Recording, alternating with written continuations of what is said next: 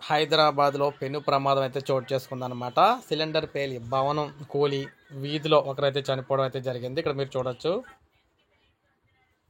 హైదరాబాద్లో మనం చూసుకున్నట్లయితే తీవ్ర విషాదం చోటు చేసుకుంది. వంట గ్యాస్ సిలిండర్ పేలటంతో భవనం కుప్పకూలింది. ఈ భవన సకలాలు తగిలి వీధిలో వెళ్తున్న వ్యక్తి దుర్మరణం చెందాడు.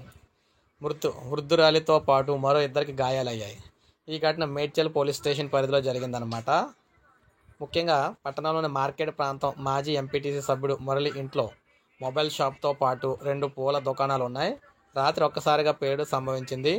భవన సకలాలు ఎగిసిపడి ఎదురుగా ఉన్న మరో దుకాణం షట్టర్ ధ్వంసమైంది.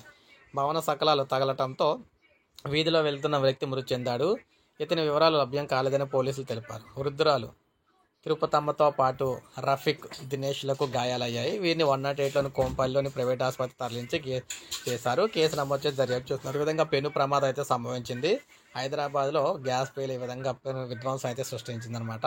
సో ఇప్పుడే మనకు అప్డేట్ అయితే వచ్చింది. ఒక లైక్ చేయండి, సబ్స్క్రైబ్ చేసుకోవాలి. మన ఛానల్ సబ్స్క్రైబ్ చేసుకోండి.